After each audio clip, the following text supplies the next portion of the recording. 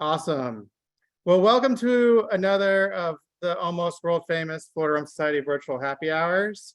This one has been, if you ask Mitch, we've been trying to set this up for months. Who even knows? But we're really excited to have everyone here and have Mitch on from Black Tot to give us a little tour. I know a lot of people were able to get samples, so I'm thrilled that we're able to walk through this. So Mitch and I have known each other for about 2 years since we did the 50th anniversary thing. But I was really fortunate a few weeks ago to have the privilege to meet him in person, and he bought me a daiquiri. So I'd say that's a pretty. I have to say, Mitch, that daiquiri was one of the coldest daiquiris I've ever had in my entire life. I don't know how that was possible, but it was amazing. And so he actually had the opportunity to, and he has it flying in the background. He's now a FRS flag bearer, so we're happy to see that. But I will throw it over to you, Mitch, to tell us what we're doing. We have all these fantastic little bottles and boxes. Yes, absolutely. And I'd like to start by just checking that you've got the right boxes so that I'm doing the right tasting with you guys. So who can show me inside? What have you got? Have we got ones that say, are they all 54.5% ABV? Does that sound right? Yeah, great. Okay. So you should have a Guyana and Trinidad, a Jamaica and Barbados, an Australia, a 50th anniversary and last consignment, and Master Blenders Reserve 2021. Yeah, does that sound about right? Awesome. 100%. This tasting pack is mental. So I'm very excited to be sharing it with you guys. It's a pretty crazy lineup. Well, first of all, I guess welcome everyone. Thank you so much for taking the time. And I was watching from over here. I know how crazy it's been over there for you for the last couple of weeks. So thank you for making it here, first of all. And hopefully this rum has come at a much needed time, and we can have a little drink together and actually enjoy it now as the dust settles a little bit. Thanks for all making it. My name's Mitch. I'm the global brand ambassador for Black Tot rum. I guess I think a few of you I've met online or I've spoken to online, but obviously we haven't had the chance yet to come over to Florida in person. I'm hoping that's going to happen maybe early next year. We're putting together a little itinerary at the moment. We'll definitely let you guys know when that happens. I guess just to give you a little bit of background so that you know where I'm coming from before we get started today. So I was a bartender for several years. I was very lucky. The first bar I started working at happened to be Trailer Happiness. And so that's where I learned how to polish a glass and shake a daiquiri, and just that was the place that really opened my eyes to the world of rum, and I'm sure a lot of you guys here have been have been to Trailer. Who's been to Trailer here? Or I know Chris has tried. I mean, technically you've been there, but I've been inside. Yeah. Anyone else been to Trailer Happiness over there? Yeah. Couple of you guys. Yeah, fantastic. So Trailer's a crazy place. It's I think for the UK it's definitely our home of rum. And they've got like 300 bottles on the back bar. They did before they had their flood and a few things happened there, but they're sort of slowly rebuilding it at the moment. This is a snapshot of what Trailer looks like when it's fully stocked and fully going. This was the back bar at Trailer, and every one of these was a bottle of rum, about 300 plus bottles there. And when I first started working there, it kind of blew me away. I had no idea that rum was that extensive, that there was that many places making rum, that there were this many different types of brands. I grew up in a place in England called Essex, which, you know, we don't have a lot of nice things there. So I thought rum was like Sailor Jerry and Coke, and that was it, you know. And it completely opened my eyes to the world of rum. And there was just a magic to it that I'd never really encountered in bars or pubs before, any of this kind of thing. You know, it opened my eyes to the world of cocktails, but also to rum. And yeah, just stuff happened there that you didn't see at a normal bar. Like if you look above the top, this is actually changed now, but originally they used to have this copper roof all the way along the bar. So, you know, about 8 meters of copper roof along the top.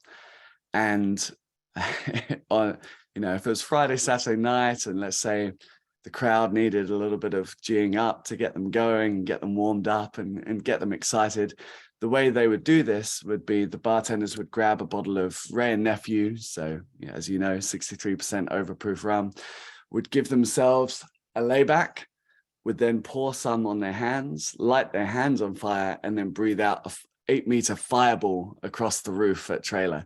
And, you know, the ray would be hitting the copper and all the flames are going green and blue as it's reacting. And you've got ray dripping down from the roof, little bits of fire everywhere. And, you know, the whole room turned around. It's like, what the hell's going on? And jumped up and started dancing, you know. And it, you know, it was definitely illegal, but it was this just amazing thing that I'm like, what the hell is going on? You don't see that at a whiskey bar, do you? You know, you don't see the guy in his little waistcoat and garters being like, oh, excuse me, sir, I'm just going to breathe out some cask strength whiskey across the room. Like, it doesn't happen in other spirits. You know, there's a magic to rum that's completely unique to us. And this kind of started my fascination, and also meant that pretty much every bar I went to after that, and bear in mind, you know, I was a trainee at Trailer, you know, but every bar I went to after that, they'd be like, where did you work before? I'd say, oh, Trailer Happiness. And they were like, amazing. Do you want to run the bar? Do you want to, like, what do you want to do? Like, it just opened doors around the world. So after that, I worked in LA for a little while. I worked at a bar in 6th Street downtown called Cole's, which was supposedly one of the originators of the French dip sandwich. They argue about it there and the other place, and basically just made, you know, hundreds of old fashions every single day, and learned that there. Then I worked back in London for a while, then went to Sydney in Australia, and used to run a bartender's bar there for a few years called Henrietta's, which was 10 p.m. till 5 a.m. every night. That was intense. And then and worked at another cocktail bar there called PS40. And then actually came my sort of step from the bar industry to coming into rum full time was I worked with Plantation Rum for a few years. So worked with Plantation for 3 years, looking after Australia, New Zealand, and Asia. And that was amazing. And then when I moved back to Europe, I was, to be honest, I wasn't sure what I was going to do. And then I got this call from the guys at Black Tot, and you know, they were asking me some questions, and I got offered this global role with them, which was January 2020, which I thought, you know, what an amazing time, what a great year to go and travel the world and be a global brand ambassador and, you know, live that, you know, lounge lifestyle. And then I just basically did Zoom calls like this for the last 2 years at random hours of the night instead. So it hasn't quite been as exotic as I imagined. You know, it'd be much nice to be in Florida with you guys now, but but that looks like it's starting to warm up again, and certainly from next year, I think I'll be there with you in person much more often, which would be nice. So that's a bit of my background, just to sort of, you know, show you how I got into rum. Obviously, I think it's the greatest spirit in the world. I think it's incredible, as I know all you guys do.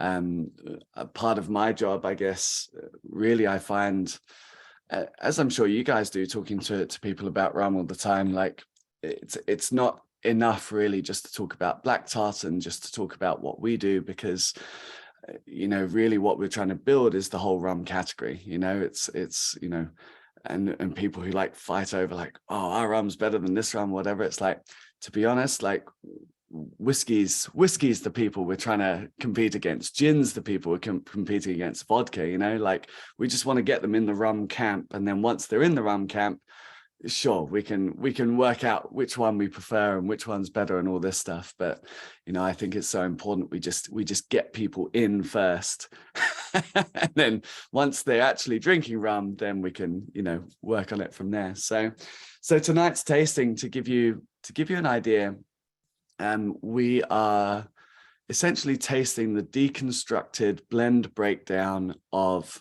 Master Blenders Reserve 2021, which in itself is a ridiculous blend, and we're going to sort of pick this apart a little bit tonight. Let me show you. I don't know if I can share the screen on here. Can I? Could I get access on that, Jay? I got it. Hold on. Amazing. Yeah, it's come up now. Thank you. So this is the full blend breakdown of what you're having here. Okay, so from this edition, which has just landed in the States, because the joys of shipping over the last year have also been crazy. So I think this has just arrived, and I'm pretty sure from what Jay's telling me, you guys have already bought all of it. So thank you. But on the back label of this rum, you have all of this information, which is on the screen here. So I guess it's kind of worth talking about this for a little bit, because this obviously is an unusual thing to have on rum labels. This very much sort of, for me, came off the back of years of bartending and working in these places. If anyone's ever worked in a bar here, or even with some of your rum collections at home, you're working with so many bottles, so many different types of things. Some might be brand new, some you might have done a session on, some you might never have seen before. And it was always so important for me to be able to pick up a bottle and within a few seconds, if I needed to, quickly work out what was going on with that bottle, so I could explain it to the customer, or know what I was going to mix it into, or how I was going to use it. And I always hated that with rum, this category I loved. Most of the time I'd pick up a bottle, especially if it was a blend of rum, and I'd have absolutely no idea what was in it. There'd be like just crazy, very vague terms, or it might not say the distillery. It might not. Sometimes, it just says Caribbean and things like this. I'm like, I just want to know what's in here. So when we came up with, firstly, the 50th anniversary, and then this one, one of the things I said is like, we're using all these incredible rums. Can we not just put all the information on the label? And they weren't sure. They weren't actually sure if it would be allowed. They weren't sure if it would get stopped by the guys at TTB. You're not allowed to do it in categories like whiskey. It's actually forbidden, because companies like Compass Box Whiskey tried to do it years ago and got told no, you can't put blend percentages in and stuff. And this was one of those instances where because of rum's multitude of different rules around the world and different ways of doing things, there was actually no rule that said you can't put blend percentages and all this information on there if you want to. So we spoke to each distillery. We said, are you happy for us to put your name on it? And that fortunately they liked what we were doing and liked the samples. Steve McGarry from Beanley was like, you have to send me a bottle first, just to check. He was making sure. But yeah, they all agreed to it. And so we put the information on there. And this is one of the nice things, rum, obviously we know rum has lots of rules. It's not that it doesn't have rules, but where these little gaps are, where these loopholes are, it's like, you can kind of choose, depending on what type of brand you are, whether you're going to put loads of information on there. You can be super transparent in rum. You can be more transparent in rum than you can in other spirit categories, or you can put pirates and sea monsters on there, and that can be the end of it.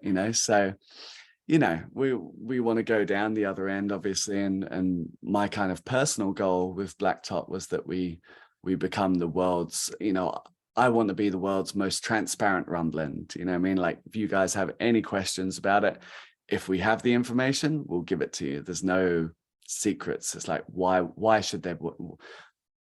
In my mind, secret recipes are bullshit. You know, it's like, it would be like watching a celebrity chef on TV making a dish, and they're like, I'm not going to tell you what the ingredients are because you might open a restaurant. It's like, what? Like, no, that's not the point. I need to know what's in it so I can appreciate why you've chosen these flavors, why they work together, what's going on. So yeah. Yeah, Mitch, I hope you guys dig it. And yeah. Mitch, can I steal that? Because I think that's a great analogy that leads Absolutely. into B, that I feel like one of our I don't know if it's a pillar, one of our things that we love as a Photo Society is transparency and what the spirit is, right? Tell me what's in it and we'll love it. So I love that you guys are taking that approach, and I love the label that has all the different components. Feel like we talked, maybe it was only amongst ourselves, that would make a cool like blow up and like metal sign for a bar or something. I don't know. I think it would be really, really cool to have that sort of element to it. Which leads into third. Darren asked if the rule about the percentages on whiskey was a Scottish rule or an American rule or a both. It was a Scottish rule. Yeah, the Scotch Whisky Association is very strict on everything because they're Scottish. But no, there's lots of rules for all the things, but there is a rule, and I can understand to a certain extent. There was this idea that if you put all the blend percentages on, or if you market that whiskey in a certain way and you say, you know, like for us, right, we've got 0.3% of the 2021 blend is flagons of last consignment, you know. And if we put all these blend percentages on, and last consignment doesn't really have an age statement, and we can explain more about that later as well. But if you know, let's say we had like the 50th anniversary, we had some 42-year-old Port Morant in there, I could then go and say, this is 42-year-old rum or whiskey in their case, you know, and like sort of just harp on about the one component where there's actually only a little bit in, rather than actually saying, well, no, this is actually what's in there. This is, you know, as you know, with Scotch, it's one of the rules we fight for with when we hear about Solera systems and things, and you know, random numbers on the front of bottles, and we go, no, tell us what's actually in there. Tell us what the minimum age is as well, not just an average age or a number that you like the look of. And it kind of opens the doors for these kind of things to happen. So Scotch Whisky Association, to prevent all of that, to prevent, you know, someone putting 23 on a bottle and all this kind of stuff, has this rule that says, okay, no, you know, it doesn't matter what you put in it. The only thing you can say is the youngest in the bottle. And even if you put different distilleries in and things like that, you're not allowed to put those percentages in. So, but yeah, so Compass Box tried, and on their website, actually, if you are a whiskey lover, if you go onto the Compass Box website, they are one of the most transparent whiskeys I've seen, in terms of, even though they can't put it on the label, they'll put all of this information on their website, and you know, it comes very much from a similar kind of place, you know. So yeah, so there's guys that find ways around it, but as I say, in rum, there's no rules, nothing stopping you being transparent, and anyone who says there is, it's just like, come on, you know, it's just tell me what's in the bottle. So yeah, so let's drink some rum, because I feel that's an integral part of tonight. Just gone far too long. So order-wise tonight, I think what I'd like to do is let's start with Guyana, Trinidad first.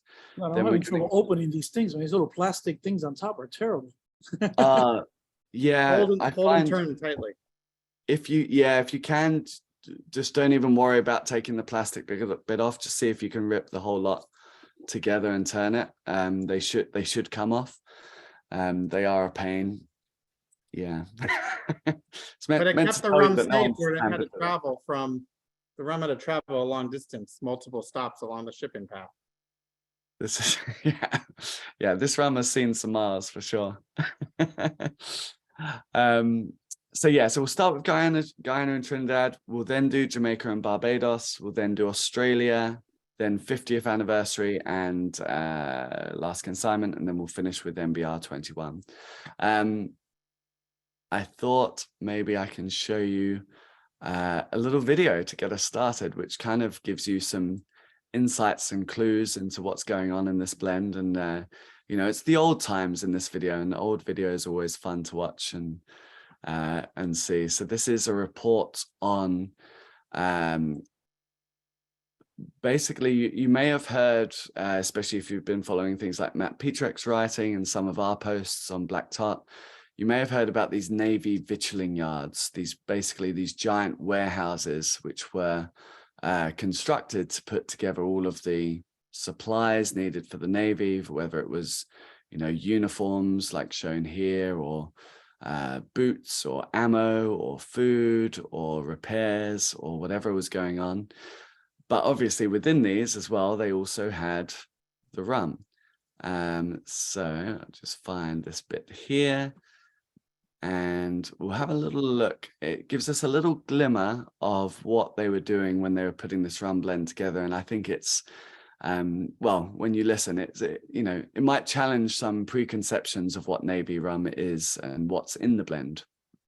I did say 74,000 gallons of rum earlier on, but that's not all. At the William Yard, they even make their own rum casks. This highly skilled work is still done by hand. With loving care, the coopers repair and remake empty casks returned by the Navy. When they're finished and polished, on goes a brass plate with a traditional "The Queen, God Bless Her" engraved on it. As for the hooch itself, it's blended at Rangerton. Navy issue rum, or Nelson's blood, is blended to a recipe almost as old as the Navy itself. Mr. Charlton explained it all to me. When we get it to about 40 over proof, our job is to put it into the vat and bring it down to 4.5 under proof, the strength we issue to the fleet. How does that compare with the rum I would buy in a shop? Well, the rum you buy in the shop, we're about 33 1/3 under proof. When we get the rum, we have at the moment 4 varieties: Demerara, Trinidad, Barbados, and Australian. The Navy have their own particular blend, which is 60% Demerara, 30% Trinidad, and 10% the Barbados, or 5% of Barbados or Australian. We put quantity into the vat. We know by experience now it's about 1,200 gallons to make our mix of 1,900 gallons when we add the water. We put into the end of the vat, then we turn on the agitator, you can see behind me, give it a good turnover for 3 or 4 hours. Then we take the strength of the mixture at the top of the vat and the bottom of the vat. When those strengths agree, we know then the strength of our own mixture.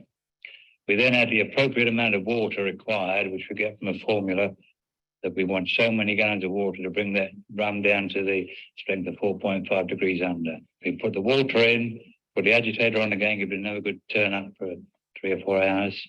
Then we take a series of strength tests from top of the mixture and bottom of the mixture.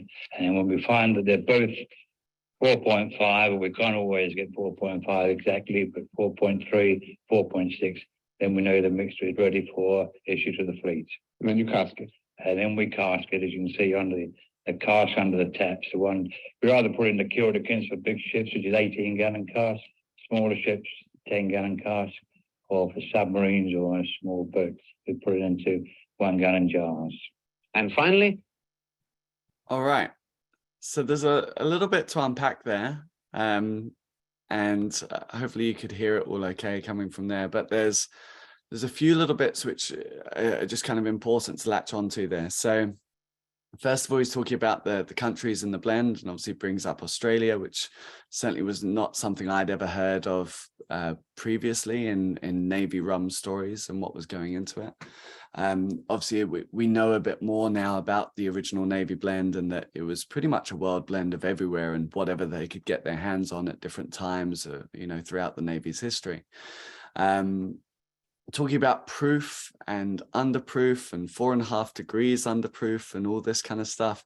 It's kind of really confusing, especially listening in from America, if you haven't come across the imperial proof system before, because proof, rather than being, 100 proof and 50% ABV, proof here is 57.15% ABV. So when he says 4.5 degrees underproof, he's saying 4.5% under 57.15%, but not a percent of 100%, as in a percent of the 57.15%. So if you take 57.15 times it by 0.955, that will give you roughly 54.5%, which is Navy strength. Okay.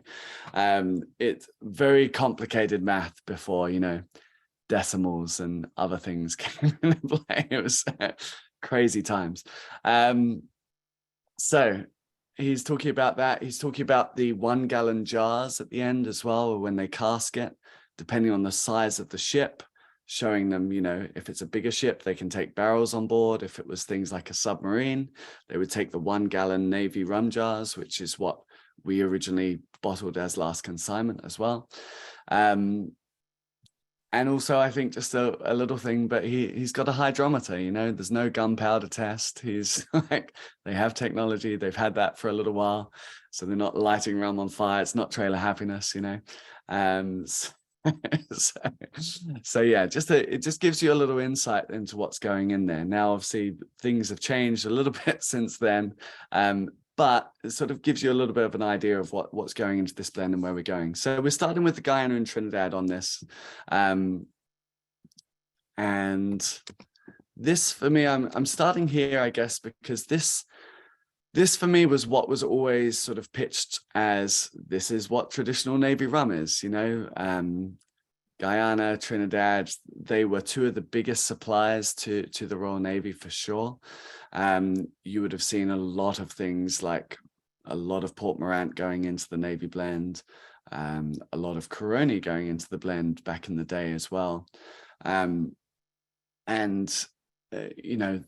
Navy history is very closely linked with some of these distilleries, and certainly when you look at the history of Trinidad and the history of the Coroni distillery and how it struggled for years. They had the government have to help them out for years. They had Tate and Lyle, the sugar company, coming in and sort of doing deals with the government, going back and forth for a while to try and keep it open until eventually they had to close it.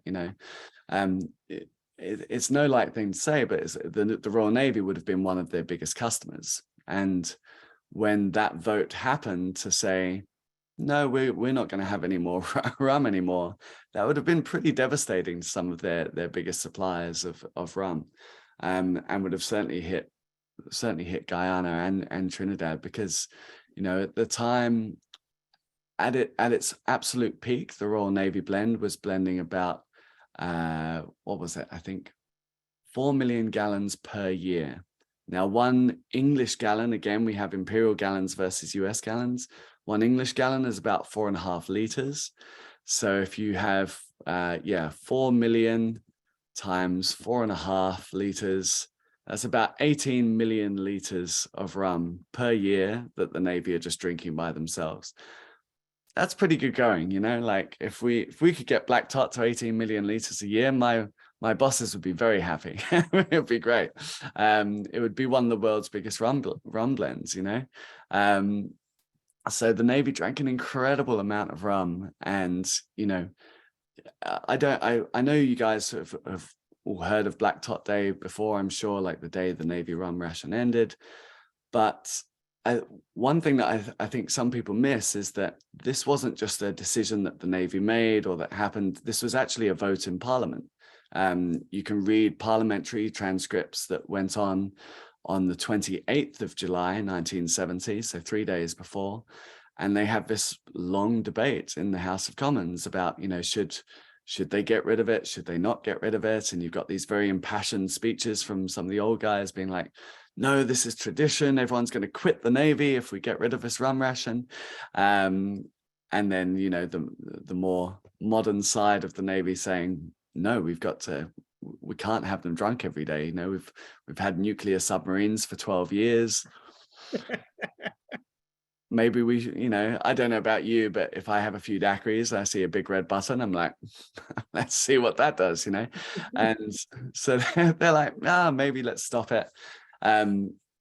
There was things, it was documented as well. There was things called, I think this is the right term, the grog curve, which basically as technology got more advanced and they had laser targeting and all these kind of things, the day before a targeting test on the ship, the captain would get everyone on the ship to not drink the rum. They'd have the ration withdrawn that day.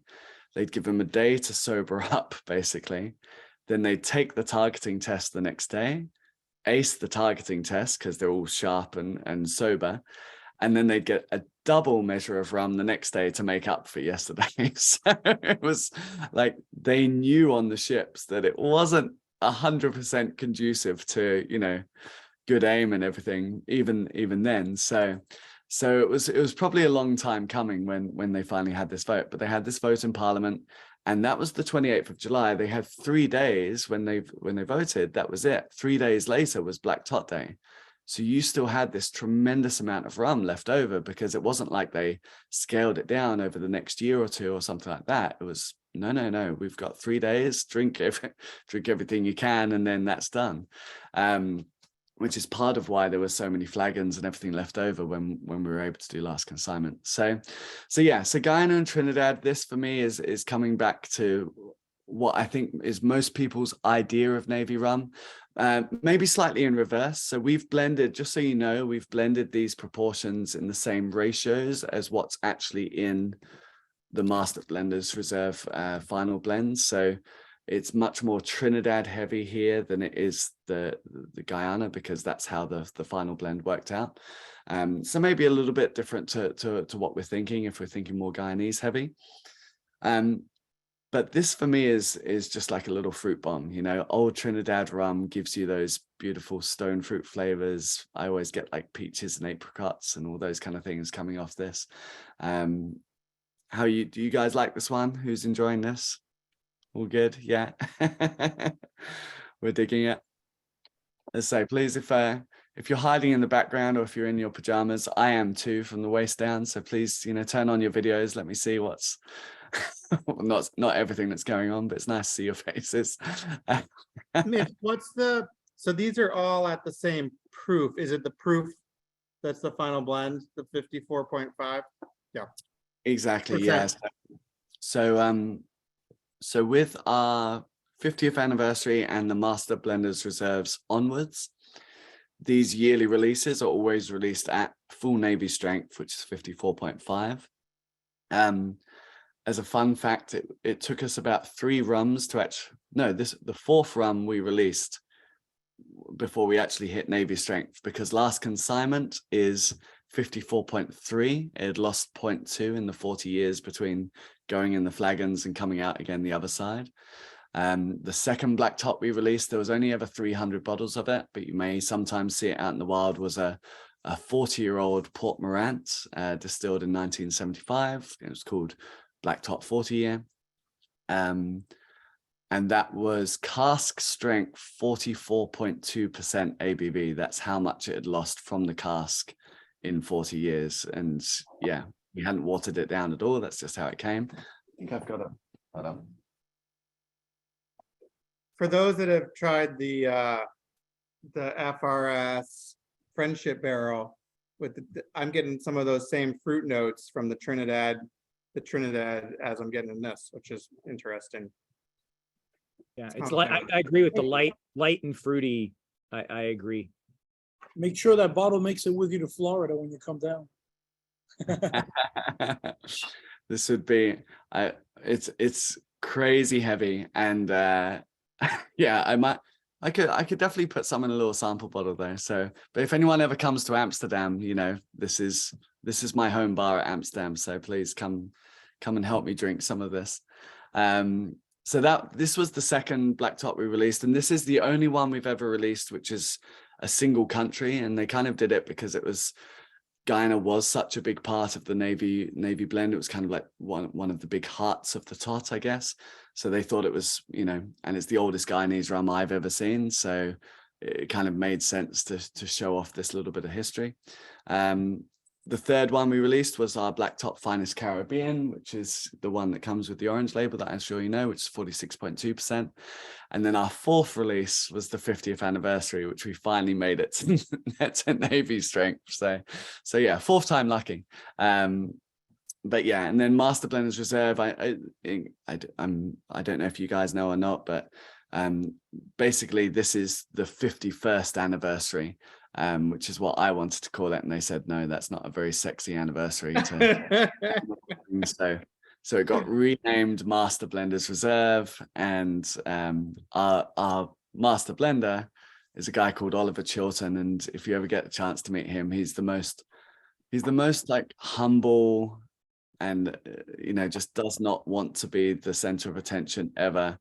And when they called it Master Blenders Reserve, I was like, so you're the master blender now? He's like, no, I have to be like 80 years old before I can be a master blender. I'm like, well, it says it on the bottle, you know. And so anytime you see him, please make sure you refer to him as the master blender. And it's a nice little one. He needs the little G up, but he does an incredible job. So, you know, I think he's earned that role. So yeah, so the Trinidad and Guyana, that's where we're starting off from.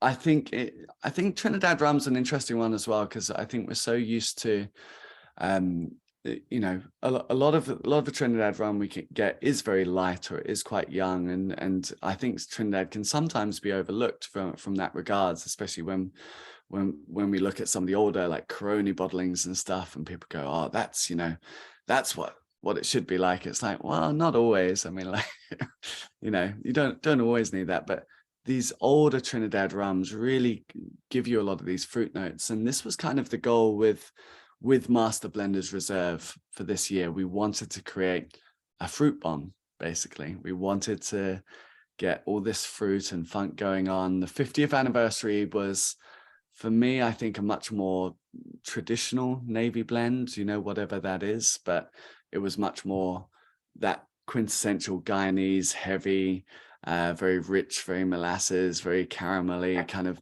flavors going on. This, we wanted to be a lot brighter, a lot fruitier, more citrus kind of notes coming through.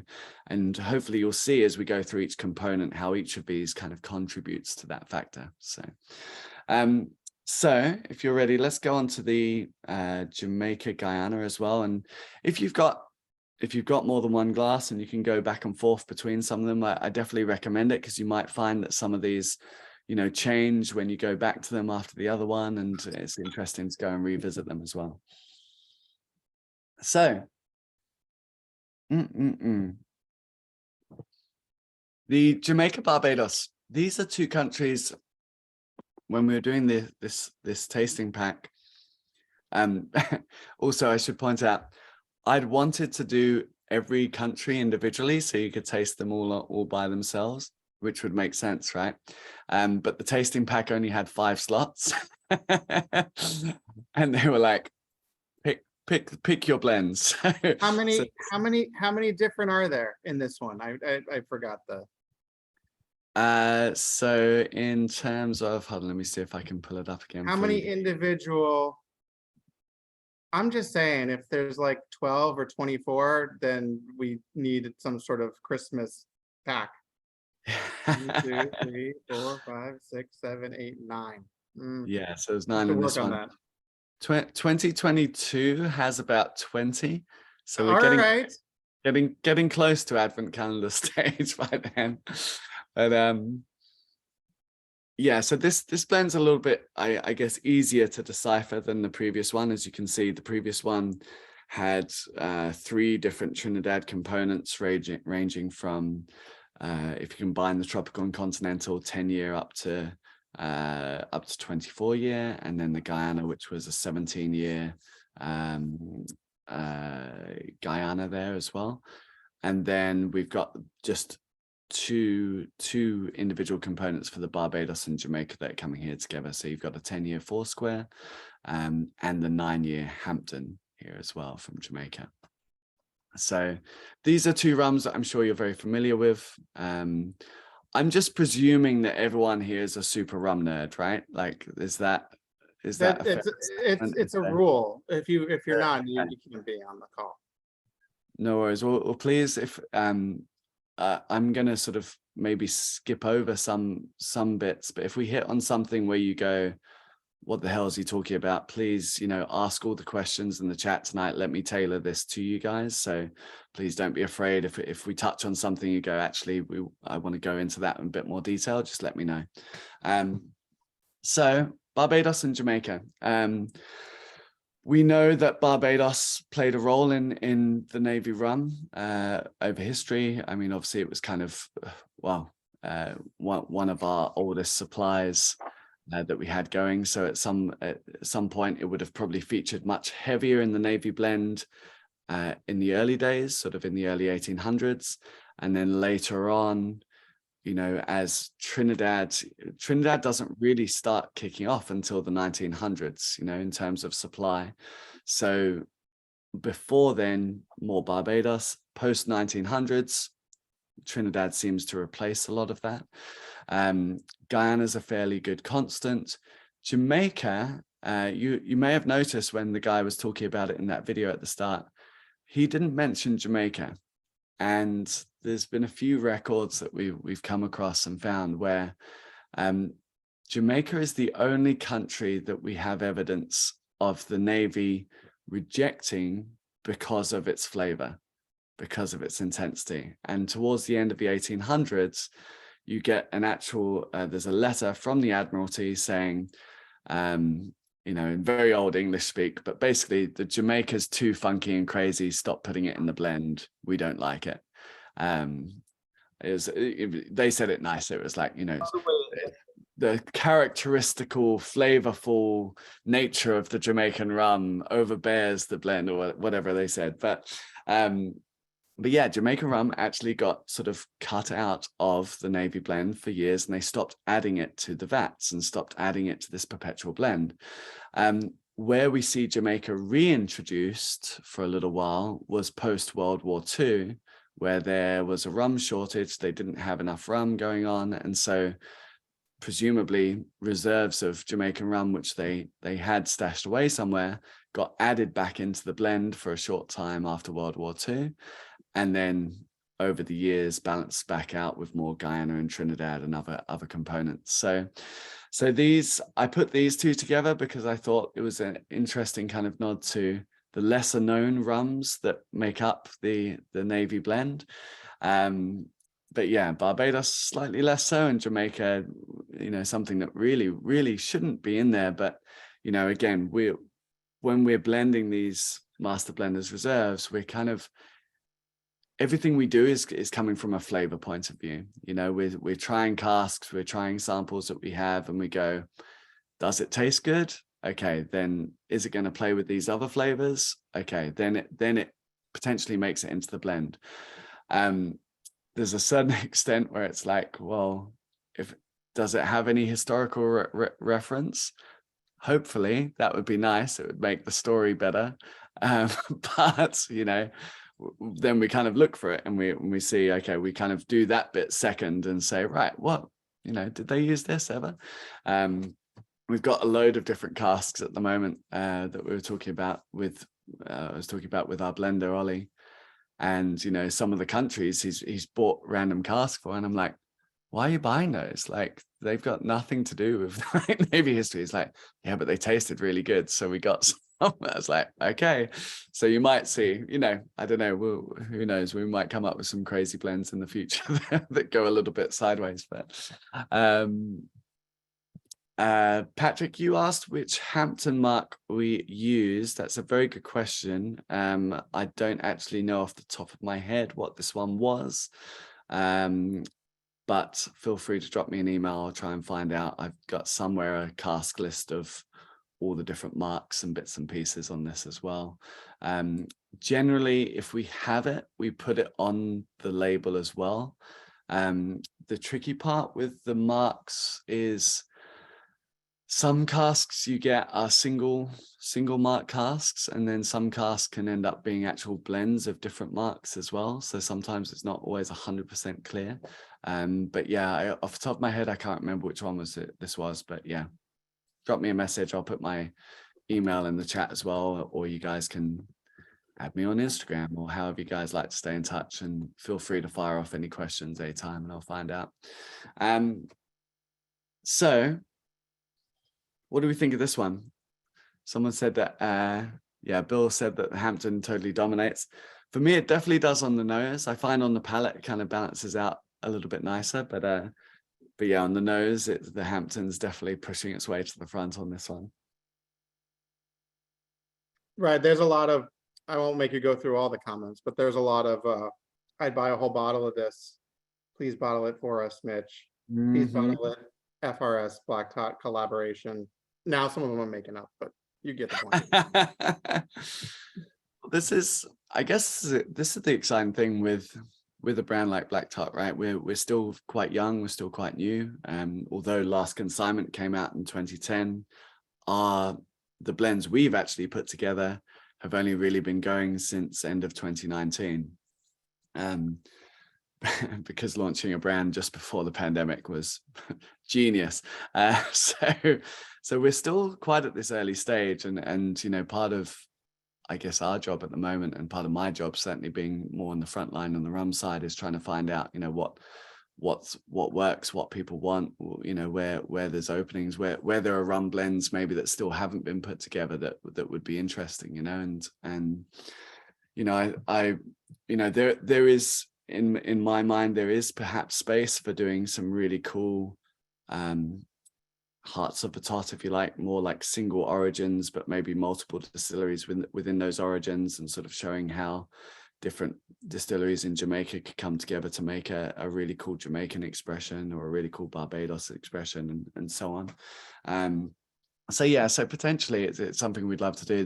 The trickiest part is, though, and especially with what goes into these bottlings, is the amount of aged rum and single casks that you can actually get a hold of now is getting harder and harder each year. It's a real, like, as the rum world is exploding and growing, which is awesome, the choices become more and more limited each year, and unfortunately more expensive as well, as there's more people competing for them and trying to get these older rums. So it's a really interesting time in the rum world, because we're kind of we're almost at risk of becoming slightly a victim of our own success, you know, with all of these new independent bottlers and all these people clamoring for these old casks of rum. You know, it's getting, the old stuff's going very, very quickly, and you're seeing more and more, like we are, you know, buying casks or getting rum quite young, and then having to age it ourselves in order just to have some stocks in a few years that will be worth using for this kind of level. Which then brings in other questions, you know, if you just want tropical aged, or you know, if you don't like continental aged as much, then it makes it tricky, because it's going to be very hard for a lot of people to do that, especially as you know, the distilleries, which rightfully so, are now getting bigger and bigger names for themselves. And so, of course, they're keeping hold of a lot of their older stock as well, and wanting to bottle it under their own distillery brand. So it's very interesting, yeah, back of house, if you like, behind the scenes. You know, sometimes you'll look at some of these things, and just understanding how the rum world is working behind the scenes sort of gives you a better picture of, like, oh, okay, so, you know, where we give you the tropical and continental aging breakdown on the background, that's kind of giving you a timeline of that cask. You know, you might have had this cask of Foursquare sold at 5 years old, and then it was 5 years before anyone bought it. You know, it was 5 years before it tasted right, and they released it for us to purchase in this case. You know, and it's interesting to see it. We've got the Demerara Distillers that was in the last component, 2 years tropical aged, and then 15 years continental aged.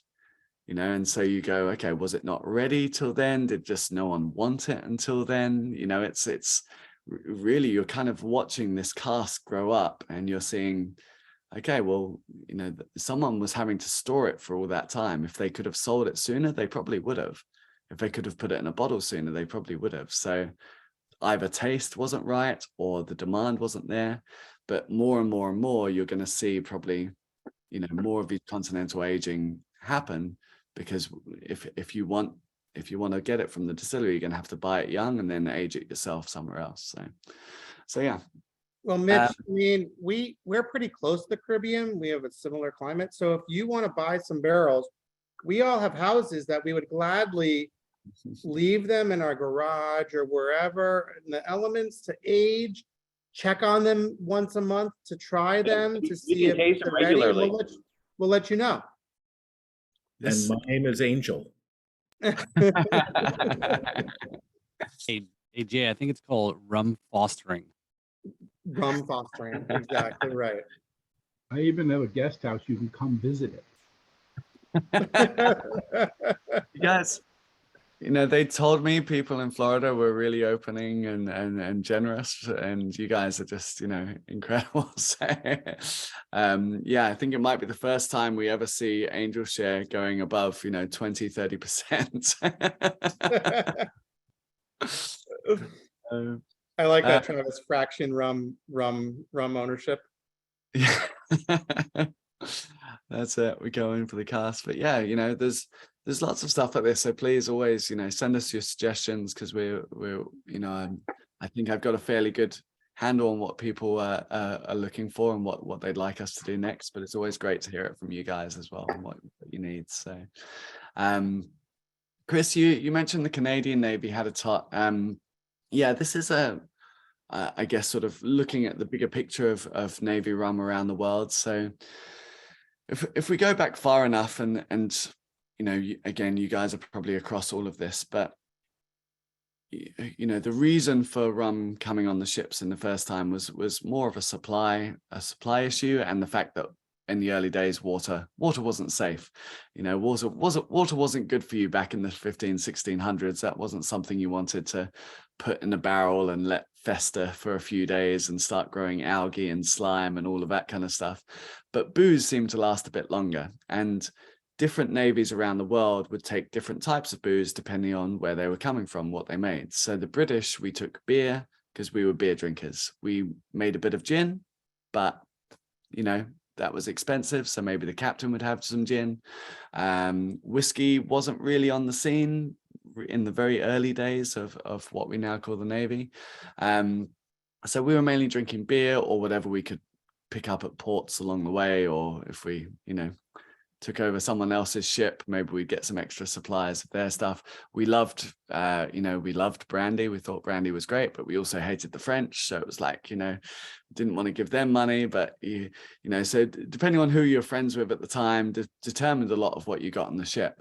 And yeah, the Spanish could have wine or sherry, the Portuguese could have port, the Dutch could have Geneva. The French had everything, obviously, brandy, cognac, champagne, Armagnac, whatever you want. It's probably why they lost all those battles. So, and then when we got to the Caribbean, the question became, okay, what are we going to drink on the way back? Because obviously they drunk everything on the way there, and rum very quickly became this answer, as all these colonial powers were centering around the Americas and the Caribbean. So rum started this early relationship with the sea and with sailors, and for all of the bullshit marketing with it now, there was some truth in that origin story. It was very much this exotic liquid that you had to go far away to get and bring back with you. And over time, I mean, in the very early days, with the British Empire as it was, and its different sort of colonies, wherever, or now the Commonwealth in certain areas, so Australia and Canada and all this.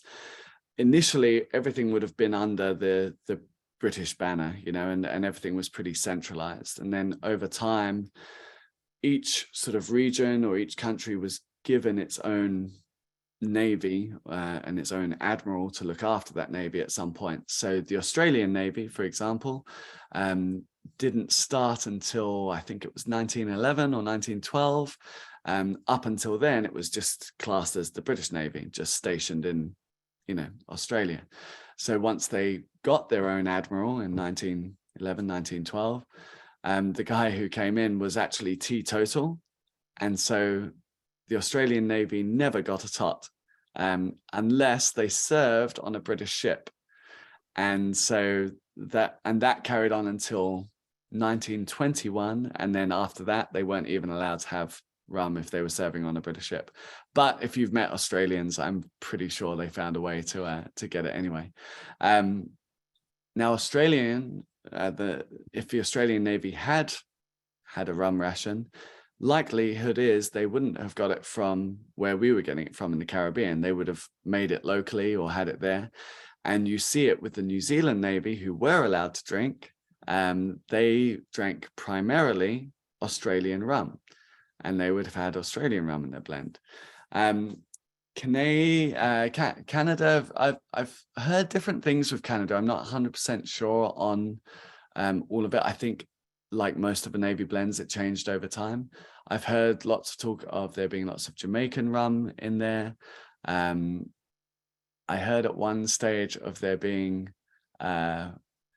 someone said there was like things similar to like Captain Morgan going in there, but then, and that might seem crazy to us, like of course, no, how could it be Captain Morgan? But if you see old bottles of Captain Morgan from the 70s before it got bought out by the big multinationals and stuff, it was 100% Long Pond distillate at one stage, you know, and it said all this information on the back of the Captain Morgan label, like, this is the distillery it comes from, this is Jamaican rum. It was actually really, really good stuff back in the day, which is, you know, it's funny. A lot of these brands which we look at now, you always have to look at how they started and what that original liquid is. There's often a reason why it's become as big and as famous as it has, and, you know, it doesn't always stay the same. So Canadian rum, it's a good question. It's quite possible there was a lot of Jamaica in there. I think because of Seagram's being a big supplier in there, I can't remember what years they started, but I've got a feeling at some point they were supplying the Navy as well via Seagram's. So the distillery Seagram's were buying from would have constituted a lot of the Canadian blend as well. So yeah, but let's get on. We mentioned Australia. Let's go on to our Australian component now.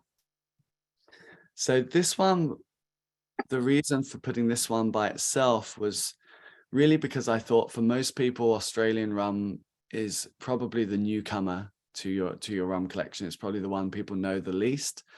And you know, Beanley has done a phenomenal job, and Steve McGarry, particularly when he was there, did a phenomenal job of putting Australian rum on the map globally.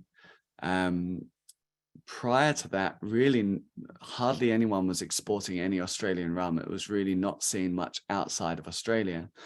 But, you know, for Catherine and for anyone who's been there before, rum is Australia's national spirit. That is their bread and butter. That's what their national identity is based on. The first currency in Australia was rum. The first hospital ever built in Australia, which is now called the Sydney Hospital, has a plaque outside saying this was originally called the Rum Hospital because the Rum Hospital was paid for with rum. Basically, when they first set up when they were first taking, you know, convicts over and setting up the first colonies there was a lot of people dying. And you had the sort of militia in charge of trying to keep control of everything. And the guy, the sort of liaison to Australia, was like, you've got to build a hospital. And they're like, why do we need to build a hospital? You know, they're convicts, don't worry about it, you know. And they're like, please, can you build a hospital so that they don't keep dying? And they were like, well, you know, if we do this, then we want some guarantee, and they weren't obviously, you know, currency is a weird thing. If you're starting a new country that you've colonized, currency doesn't really have much meaning. It all comes down to goods that you can trade and you can use and you can have. And so the militia basically exchanged exclusive rights for rum importation to Australia in return for building this hospital, and they got paid with these casks of rum, and that's how the first hospital in Australia got paid for. So rum has a real interesting history back there. if you look at Australia, the sort of top right hand side of Australia is a place called Queensland, and that's very hot, very tropical, full of sugarcane. Australia is one of the top 5 sugar producers in the world. They make an incredible amount of sugar there. The most famous rum there is a rum called Bundaberg, which again, you probably wouldn't have heard of unless you've been to Australia. They don't export much of it, but very, very well known there, very famous there. And in their early days, there was, like anywhere, I guess, that has a lot of sugarcane and has that crop. There's a lot of local distilling and a lot of people making their own rum there for a little while, and so they tried to start, putting rules on it and start to curtail it. And there was a boat called the SS Walrus, which didn't want to pay taxes and didn't want to abide by the rules they were putting in there for distilling. And so they put a cane crusher and a still on this boat, the SS Walrus. And I think it went for about 2 years before they caught them. And it would just sail from port to port, and it would pick up sugarcane, crush the cane, make the rum on the boat, drop off, sell the rum at the next port, pick up more cane, carry on, and do this process up and down the coast of Australia until it finally got caught and run aground, because they figured if they weren't on Australia, they didn't have to pay the taxes. That was kind of the reasoning, right? So they just kept sailing it far enough away and then back in.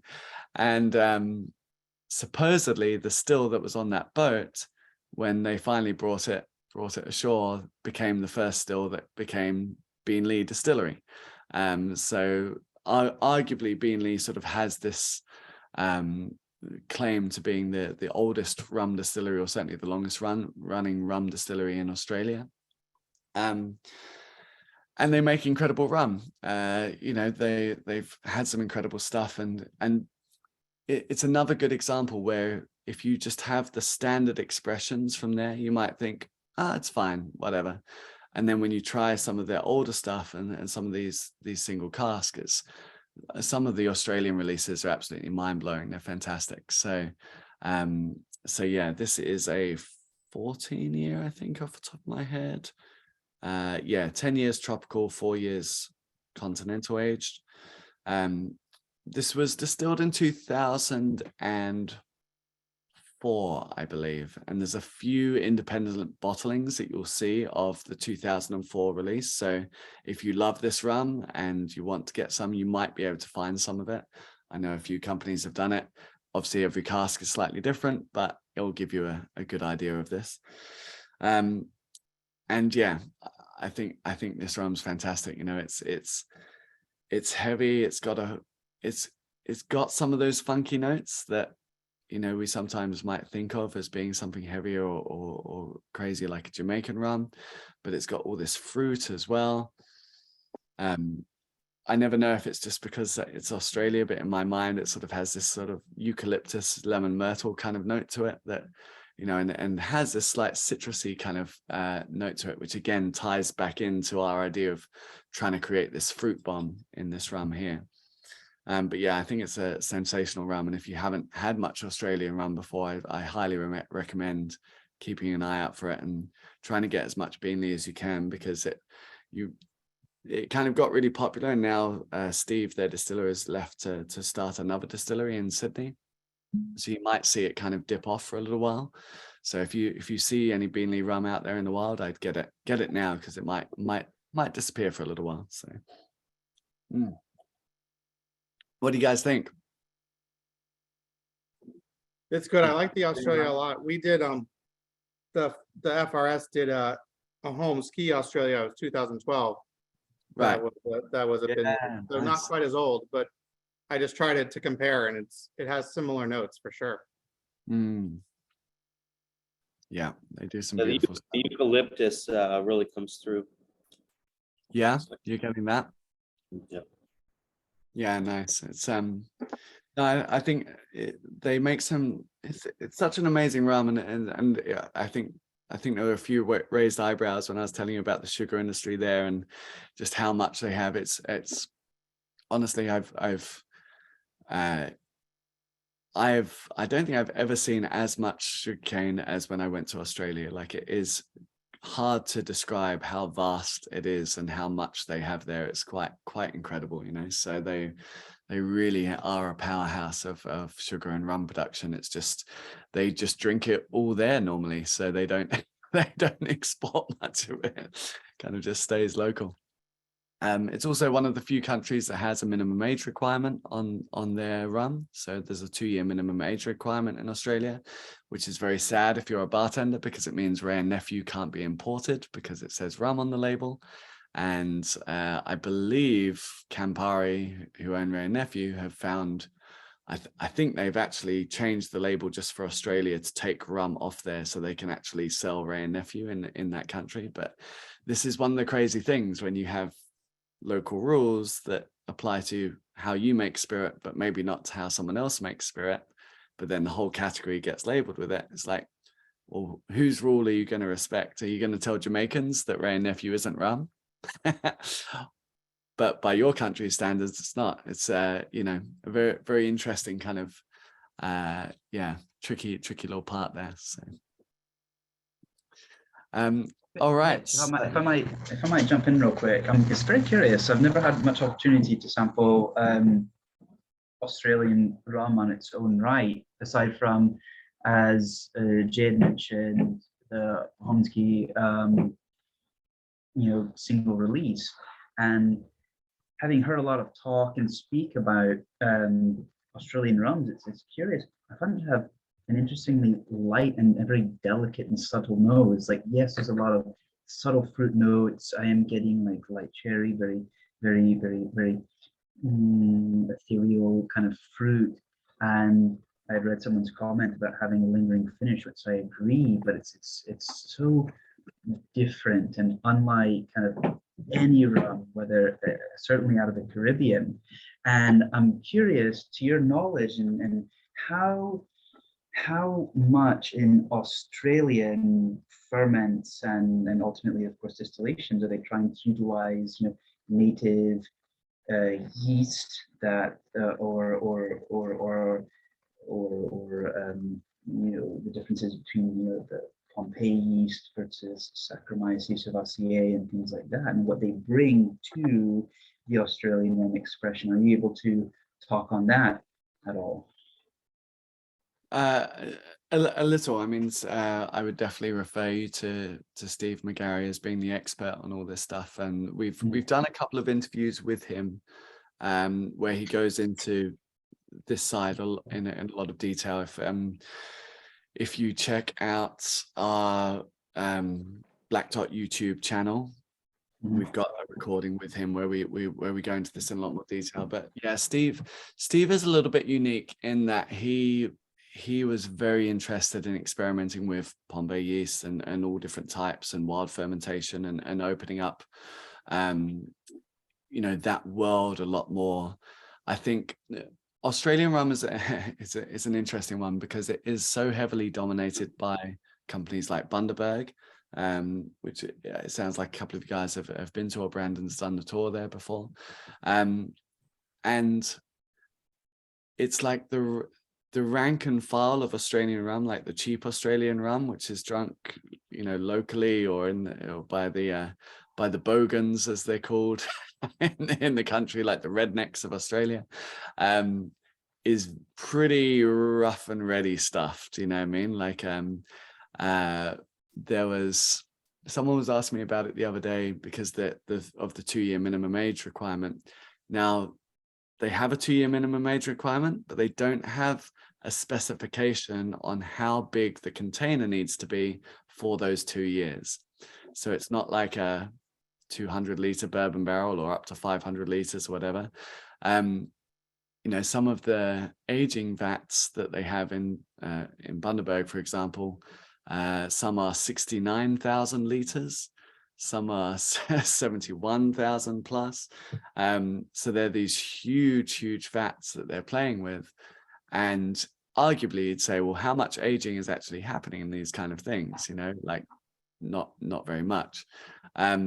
Beanley is much smaller, much you know, much more bespoke with a lot of their stuff, and I believe, do everything sort of in the way that you would hope a rum distillery would operate. But yeah, it'll be interesting to see, really. I mean, now that Steve has left, it'll be interesting to see if they carry on these experimentations with different yeast types and wild ferments, because obviously there's a lot of trial and error when you're doing those kind of things, and there's a lot of variables, and you really need someone there at the helm who wants to play with that and wants to, sometimes you're taking 2 steps back to take 1 forward, and there's a lot of playing around. So yeah, part of why I say, if you see any Beanley now, grab it, because as soon as you have someone else at the helm, who knows what those next expressions will be like. Hopefully they'll keep it going. It'll be as amazing as it was under Steve. But yeah, time will tell. So,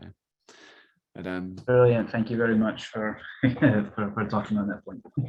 yeah, absolutely. Yeah, no. So and as say Jay mentioned as well, Steve answers Facebook Messenger as well. Yeah, if you become friends with Steve, I mean, like, you will just get messages at random hours in the night about fermentation and yeast strains and all sorts of things. So yeah, feel free to tap into that resource, and we can spread. It's super fun. He sends me notes in the middle of the night, like, how can I get one of those FRS daiquiri shirts? I'm like waking up to like, what? Sounds like Steve. Yeah, he was randomly here last week. He just turned up in Amsterdam. I was like, why are you here? Anyway, but yeah, it was good. We had a fun night in Rotterdam. So let's go on to our 50th anniversary and last consignment component.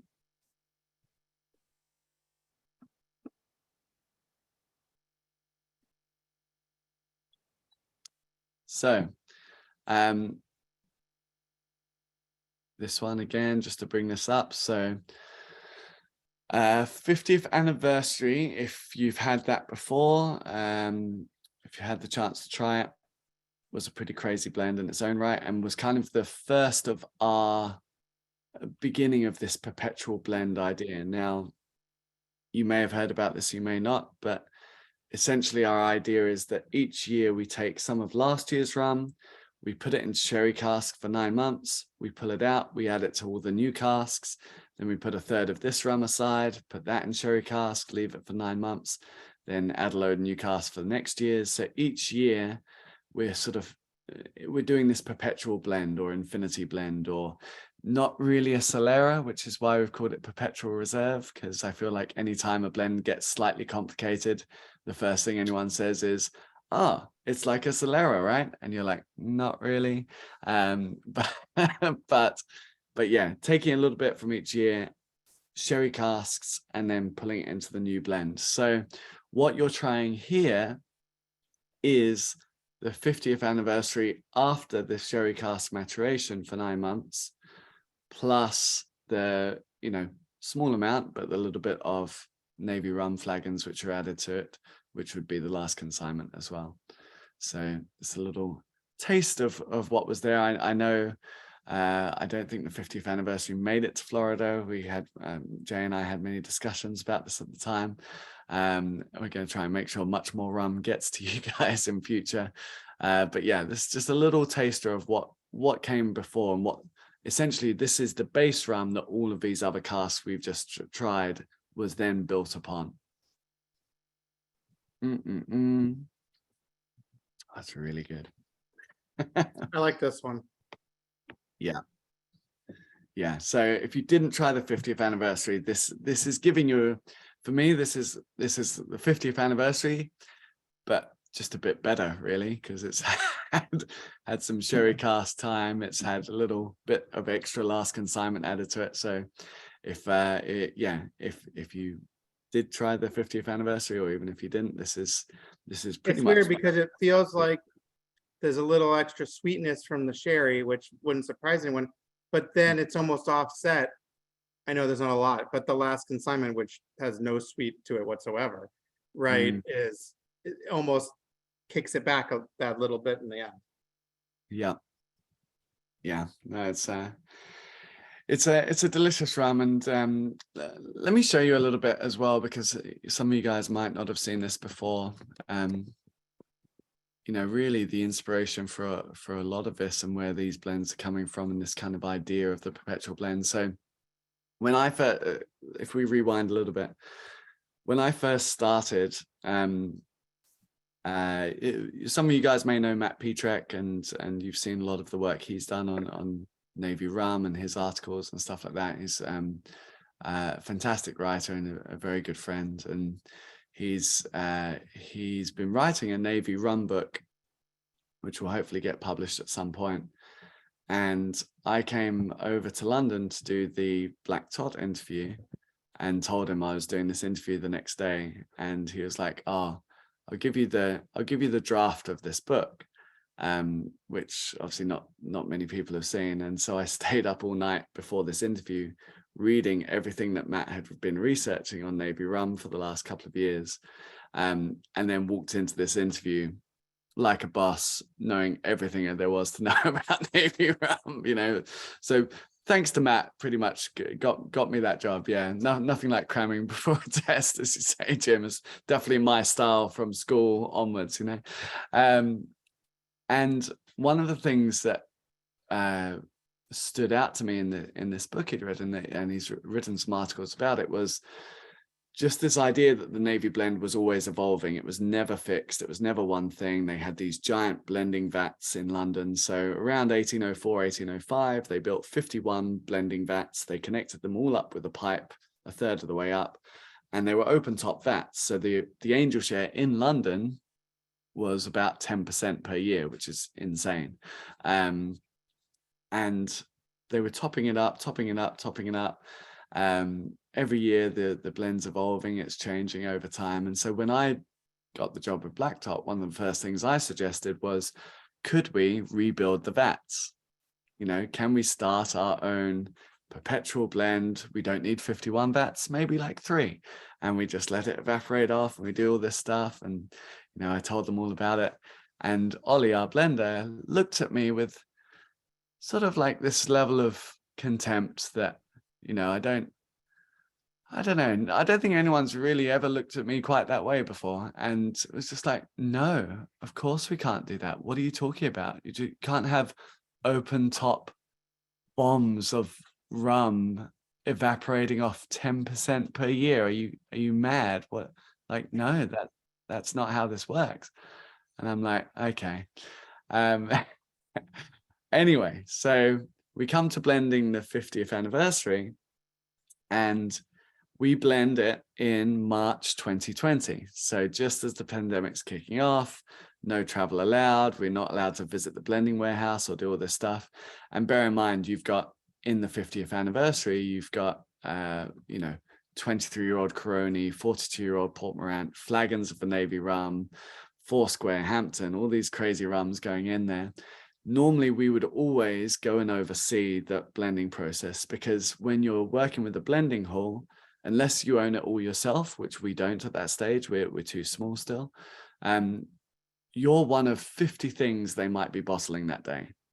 And mistakes happen, right? Things get screwed up because to them, each cask is just a number, and hopefully the number written on there is correct and it tallies up with what you've given them. And hey, if the wrong thing gets in there, not their fault, So we get sent back this sample from the bottling hall of the 50th anniversary.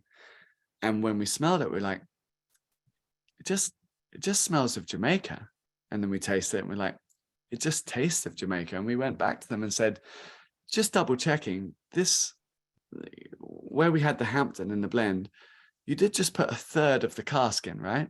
And they were like, oh, we thought you said 3.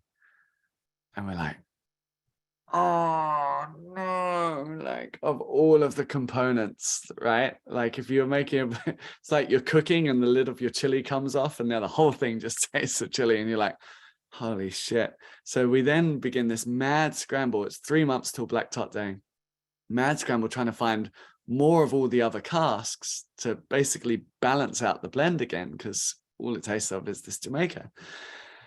And we're like trying to get these casks, and they're like, no, we've already sold the cask to someone else. And we're like, please, can you give them to us? And they're like, not really. And we're like, come on, and they were like, well, if they don't pay for the casks on time, then you can have them. And luckily it's the rum world, so no one pays anything on time. So we get all these extra casks and we balance out this blend. But by this time, we've already printed, you know, we know we're doing 5,000 bottles. We've got the glass, we've got the corks, we've got everything sort of ready for this 5,000. And we end up with a third extra rum. And so I get this call from Ollie one morning being like, you know, you wanted to do those like perpetual blending vat things. I was like, are we building the vats? He's like, no, we're not building the vats, but we've got this third extra rum. I'm going to put it in sherry barrels for 9 months and we'll see what we do at the next year. And this was the beginning of us actually creating our own perpetual blend. And then the next year we did the extra third, but on purpose this time. And so this is sort of, to my knowledge, is the closest to, you know, recreating what the Navy did to some extent of topping up this blend every year and letting it change every year as well. But the last consignment was kind of something different. When you look at these I've got some old pictures here which I can show you. But so this is a picture from one of the old boats, one of the old carrier, big flight carriers. And in the middle, there's a couple little things to kind of look for in these pictures, like the guy third in holding the jar. That's a flagon of Navy rum. So that's 4.5 liters, one imperial gallon of rum. The guy in the middle with the book, if you've heard of Pusser's rum, he's the purser or the pusser. So where their name came from for the brand was because all the sailors used to call the rum the Pusser's rum, because he was the one that told you whether you could get it or not. So it was kind of this nickname that sailors had given to the ration. This is the grog tub and getting the Navy grog out. This is a very rowdy crew here. This is much more orderly crew. Like this is Florida Rum Society before a few daiquiris. This after a few daiquiris later on. But this is, you know, they'd come up each time and they'd get the book and they'd get their rum ration. A little point, I guess, poignant with recent events, but so on the grog tub, depending on who was on the throne, would determine whether it said the king, God bless him, or the queen, God bless her. So they would change it according to who was on the monarch at the time. So this would be I think it was 1953 came on. So this would be pre-1953 when this picture was taken. And these are the boxes. These are how Black Tot originally started. So these boxes of rum contained the last rations that we were able to find, and each box kind of has these clues on it. So on the left you see stamped in red, it's kind of faded, but Antwerp. Now Antwerp was a base that was set up after World War II, so we know at some point this box of rum went to Antwerp. Other little clues on these boxes, so PKD 11/55, that box was packed in November 1955. Even little things like these address labels, you know, where it's got a postcode. Postcodes weren't invented till a certain year. We didn't think of postcodes. So you can tell, okay, was it before this year or after this year when this box was sent? As you can see, not your nice sort of easy transportable opened cardboard box. You know, it's nailed shut, it's wrapped in tin that you have to crowbar open, and it's filled with sawdust. So once you pick out the flagon, you can't put it back in. The whole thing just makes a mess everywhere. These flagons are designed to go one way and to be drunk. And this is what a flagon looks like inside. So usually wrapped in wicker to help protect them knocking against each other. Underneath, they're kind of like this stone ceramic. They're glazed, so they're airtight. They don't breathe. It's not like they're in, you know, some stone jars or ceramics can allow the liquid inside to breathe. These are glazed. They don't. So they're kind of like little time capsules for the rum. You know, it just keeps it exactly as it was. And the exciting bit for me is this red stamp on the right. And if this is still intact, this shows me where and when that cask was bottled. So there were 2 or 3 main blending halls that the Navy used. That location is written on the outside. And then the 12-70 tells me, okay, December 1970, 5 months after Black Tot Day. So if ever you'll still sometimes see these flagons up on auctions and for available. For me, if it was me getting it, make sure that wax seal is intact, because that one tells you that it's still, you know, airtight and still good, but also it actually gives you an idea of the vintage and what kind of flavor you're going to get from that flagon. Sometimes you open a box and this is what it looks like. You know, the one on the left was stored upside down and all the rum had just pulled through. The one on the right just sprung a leak, wasn't airtight, and that is rum on the top. And yes, it tasted as dusty as it looks. I did try it just to see what it was like. Wasn't very good. But these are what made up last consignment. So when we talk about that one, it's those flagons that we talk about, and sometimes you'll hear me talk about Navy rum flagons going into it. And we add a bit of the flagons into each of these Master Blenders reserves so far. So each year we're on our third one now of 2022. Each one has a few extra flagons added in, so which you've had a little glimpse of there. So let's go on to our final blend then.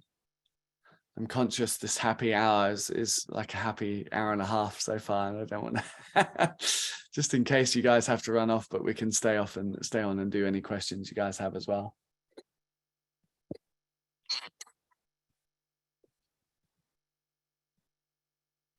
So this is the final product. This is all of that coming together.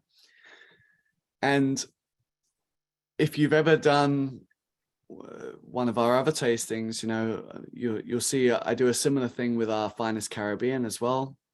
If we do a masterclass over in Florida, you'll probably see it as well. Like, I'll bring you the individual components that make up this blend, and you try it and you pick it apart. And for me, you guys are in a better position than most, right? Like if I'm talking about Barbados, Jamaica, or all these regions or distilleries, you already know what most of those taste like, or you have a good idea, hopefully. Ones like Australia might be a new one to some, but it's you know, for the most part, you've got a very good idea of what's going in. So when you try a blend and I say it's Barbados, Guyana, Jamaica, Trinidad, whatever, you kind of know what to look for, you know what to expect. What I hope with these tastings is, you know, one, okay, it's going to be fascinating, hopefully, for rum nerds to see the deconstruction of a blend.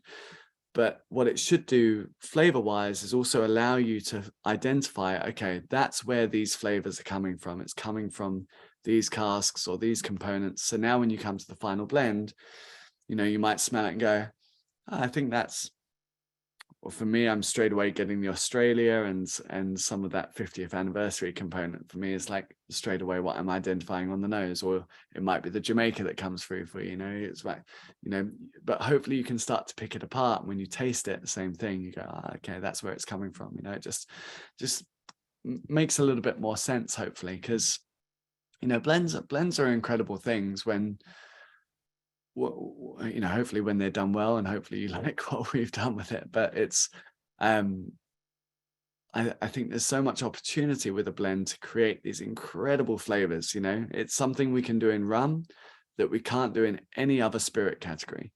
Like, you can't do this in whiskey, right? If we said, right, what's everyone's favorite whiskey, and someone said Islay Scotch, and someone said bourbon, and someone said Irish, be like, amazing, okay, well, why don't we create a Florida Whiskey Society blend of some Islay, some bourbon, some Irish, take all your favorite parts, put them together, balance it out.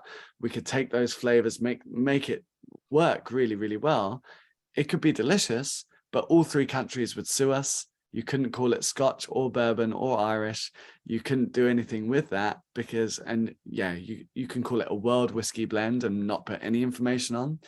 But there is no precedent in the whiskey world for blending different countries together for flavor. You don't do it in gin. You don't take Spanish gin and French gin and English gin and blend them together. No, you choose your botanicals at the start, most of which come from none of those countries, and then you put together whatever flavors you want. It's very, very simple, you know. You don't take flavorless vodka from Poland and from France and from Russia and blend those together. No, you just have vodka, you know. Rum is completely unique in that it blends these different countries together. And this for me was kind of a bit of a revelation. I'd always thought that was a tiki thing. I always, in my mind, I was like, that was Trader Vic and Don the Beachcomber blending 3 or 4 or 5 different rums together and putting these drinks together. That's where rum blending comes from. But then you find out, 130 years before Don even opened up his bar, the Navy were creating these blending vats and putting every country in there. And I should stress, not for flavor. They weren't doing this because there was some master blender in the Navy who's like, what would be great is if we created this unique blend and multi-layered flavors for our crew. Like, no, the only reason it happened was the Navy drank so much rum that no one country could supply enough for them. So they had to buy from multiple sources and blend them together just to create something consistent across the board. But that is why the multi-country blend happened. They centralized it all in London because they wanted it all in one place. They also did it because they wanted all the merchants to bring their rum to London and not sell it offshore and avoid taxes. So centralizing everything kind of helped on that front as well. And yeah, this is why now, if someone says to you, hey, this rum is Barbados, Guyana, Jamaica, Trinidad, you go, cool.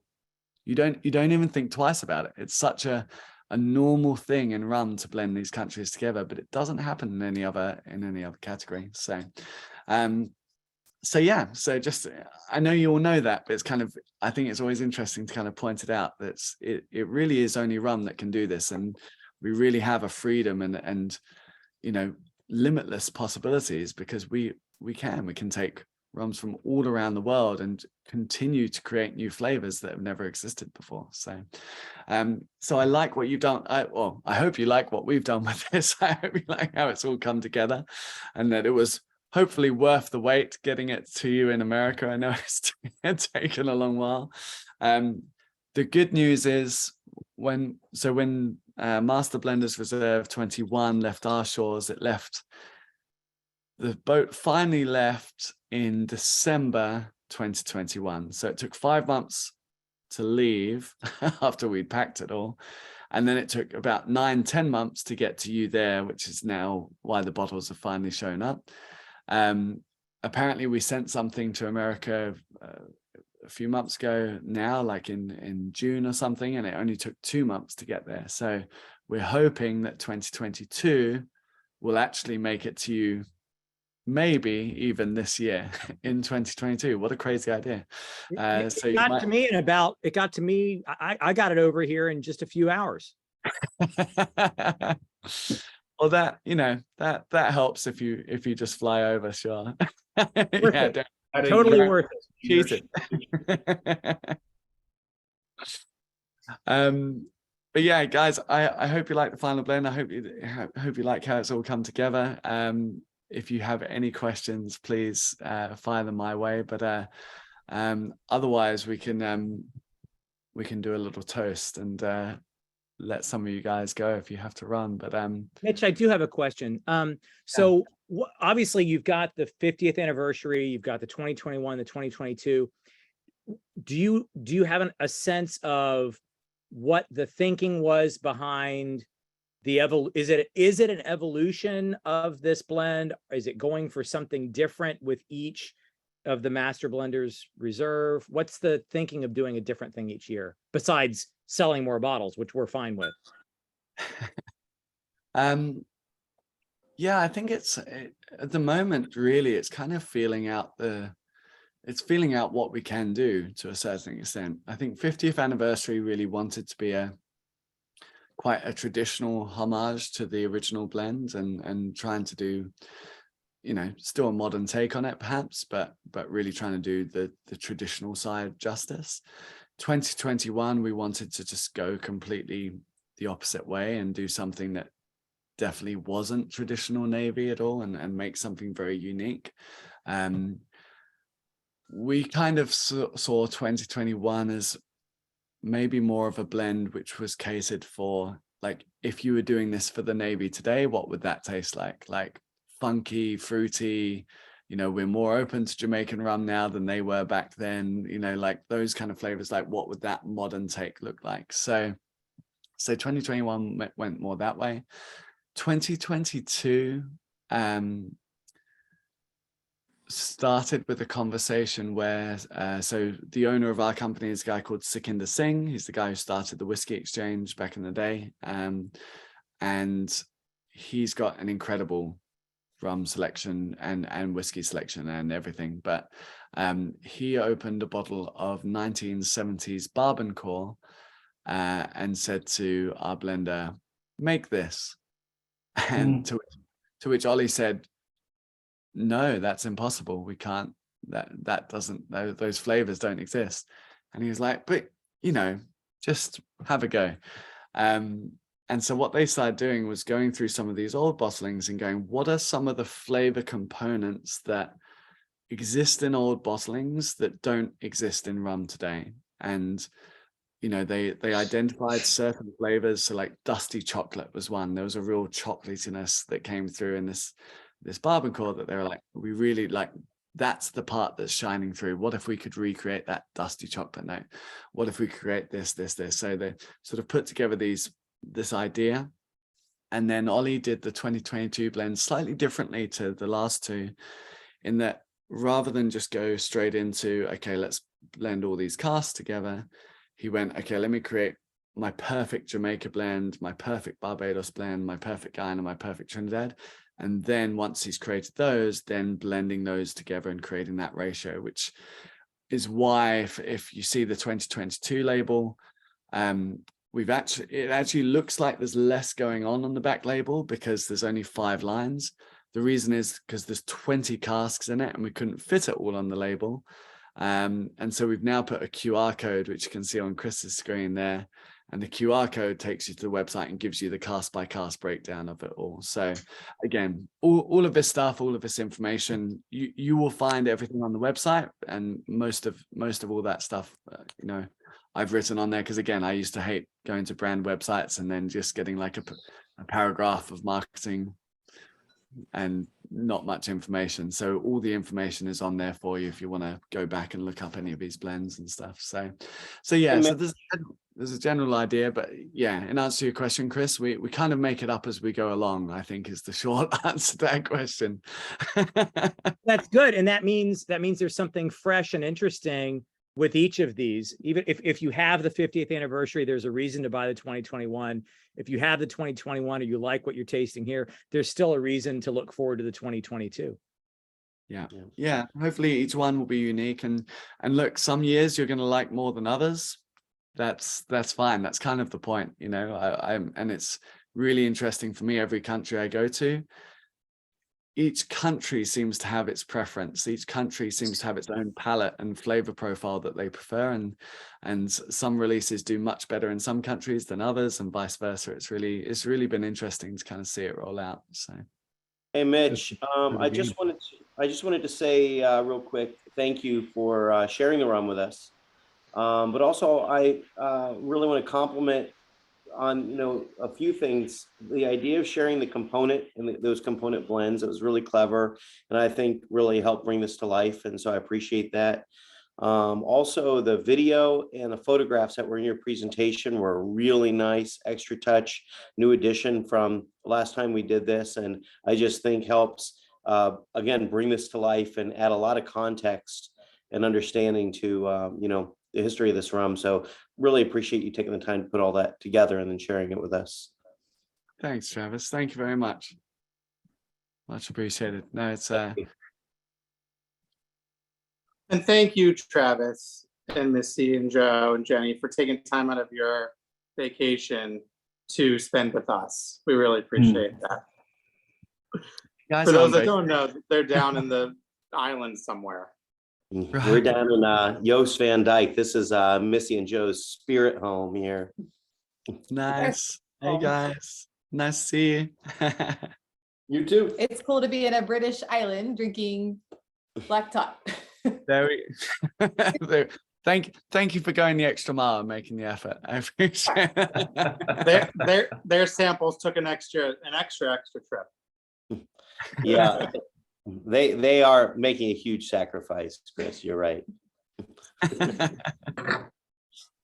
Awesome. Just other questions for Mitch? Will we have a minute? Yeah. Hey, Mitch, what type of sherry cask do y'all use? We are experimenting with all of them at the moment. Is the short answer. We are playing around with, some PX, some Oloroso, some Palo Cortado. We're playing around at the moment with trying to build up our own rum stocks. So again, kind of with what I was saying to you earlier, how it's getting harder to buy more aged rum.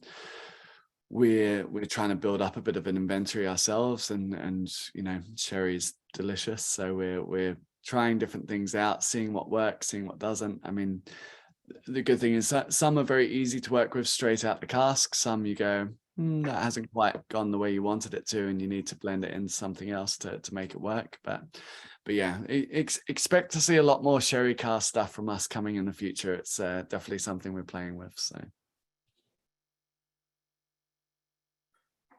I had asked a question in the chat, which was that the profile that you guys have on the 22, which I haven't tried yet, in a lot of ways, the tasting notes kind of remind me of the 50th, sort of like that chocolate coffee. But when I was looking at the blend, it's clearly very different, right? It's got like a ton more Guyana. It's mostly, I think, mostly Guyana, a lot less of all of the other stuff. So how do you, I feel like the 21 is kind of its own thing, very bright, very fruity, and the other two kind of sound like more aligned. How do you view those two as different?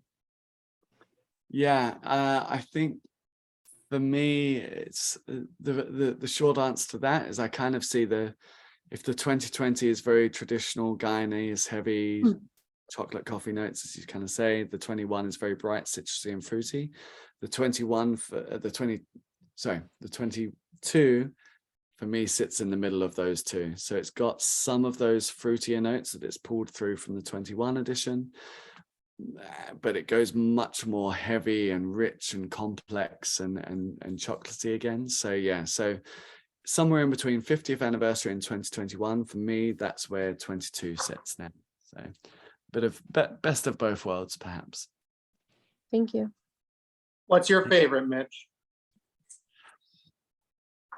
It's really hard to say, actually. It kind of changes from day to day depending on what's going on.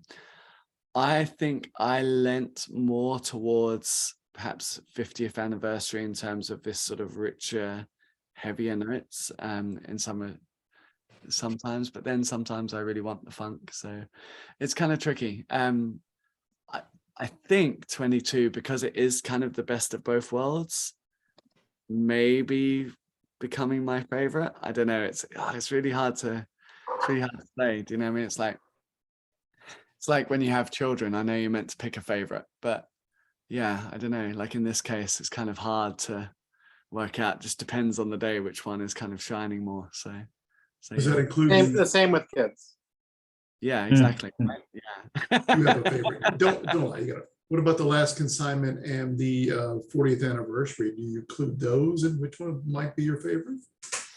Last consignment is ridiculous. I mean, like there is nothing like that, and I don't know if we'd ever be able to make something like it because it's just so unique, and there's flavors there again that just don't really exist in rum production today. I mean, yeah, last consignment is the reason why I took this job. It was, I think it was pretty much the only question I asked after the interview. I was like, can we drink this stuff? And they're like, sure. So I was like, yeah, all right, let's go. Are you hiring at the moment? Yeah, we will be looking. We're talking about. I've sort of now starting to hit capacity of just how many hours I can fit into a day, as this is a good example of. So starting to get more local people around the world will be a thing. So keep an eye out if anyone's keen, or any good potential rum ambassadors. We will be looking in the future. So just look at the names on this thing. Any of them will work. There we go. I'll get the neck tattoo. I'll do it. We talked about that earlier. I'll do it. I'll get the neck tattoo. Hey, Darren, I think it's a tramp stamp now. Eat both. I'll do both. Well, this Well, is. go ahead.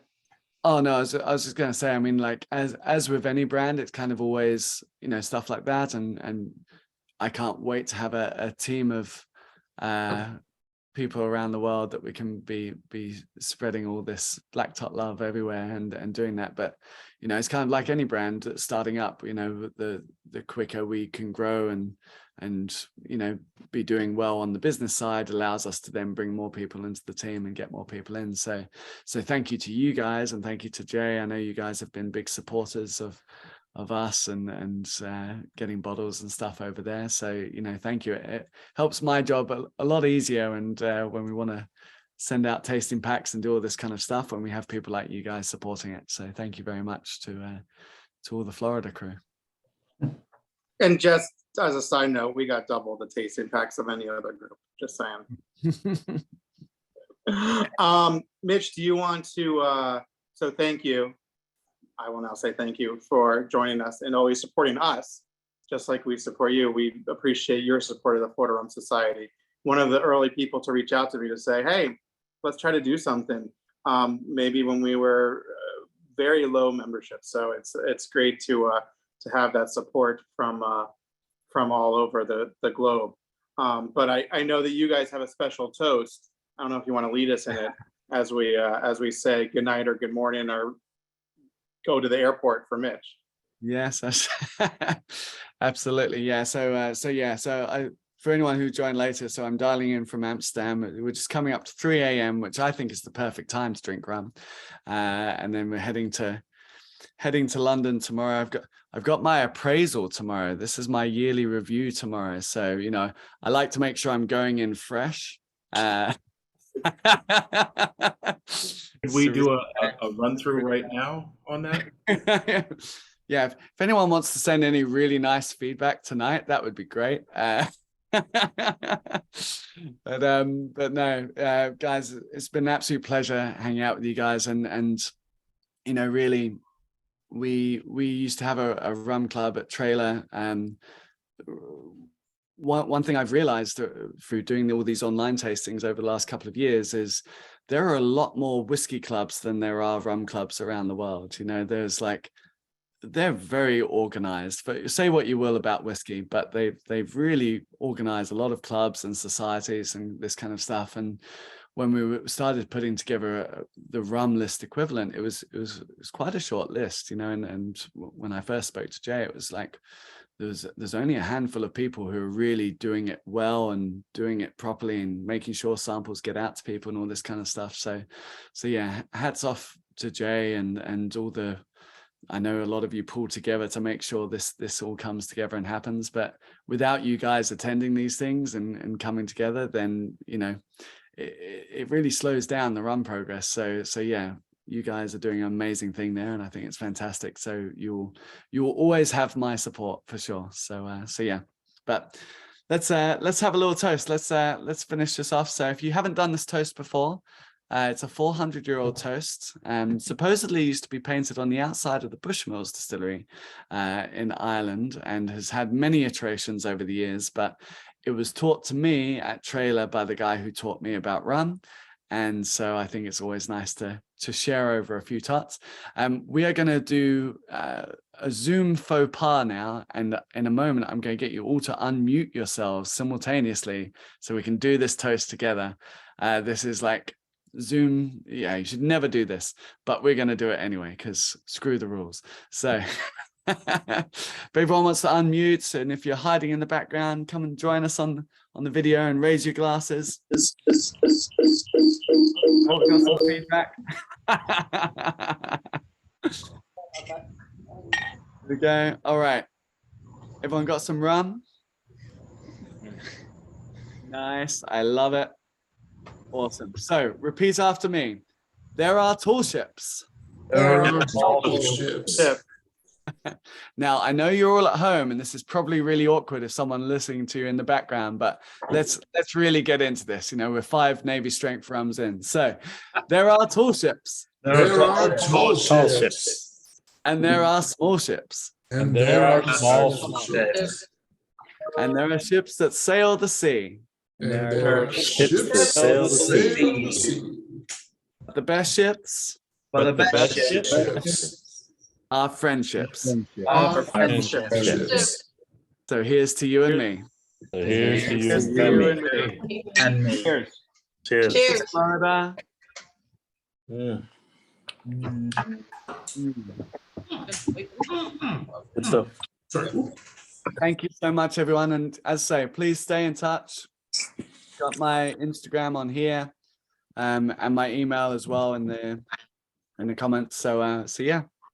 Any questions? Thank you, Mitch. Safe travels, my friend. Thank you We so much. Can't wait We'll to see you in soon. Florida. Can't wait to see you in Florida soon. Good Can't wait morning. Thank you. Thank you, guys. Next FRS takeover, Mitch.